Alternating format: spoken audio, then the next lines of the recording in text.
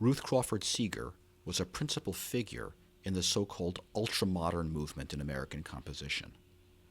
The fourth movement of her string quartet involves two contrasting melodies, one in the first violin alone, and the other shared by the other three instruments playing in octaves.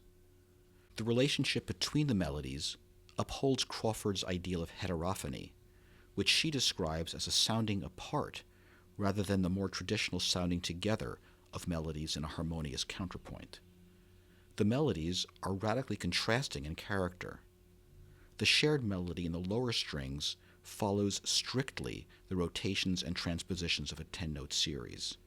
It starts softly with lengthy phrases which get louder and shorter as the music progresses. The melody in the first violin is freely composed and contains very little repetition. Its phrases start short and loud and then get progressively longer and softer. At the midpoint of the piece, these processes reverse and the movement ends up back where it started. First violin starts loud and short, answered by long, quiet phrases in the lower strings.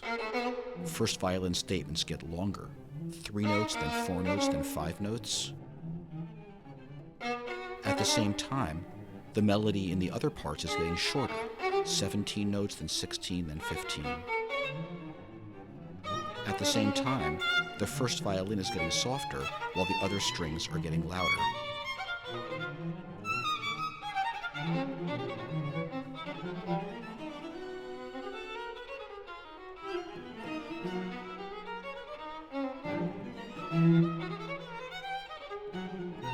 Toward the end of the first half of the movement, each part is approaching the character of the music of the other part at the beginning.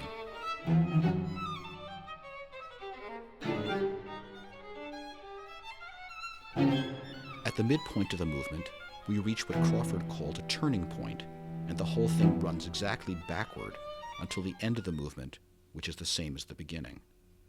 The music is thus profoundly bifurcated, its consciousness split into two irreconcilable parts.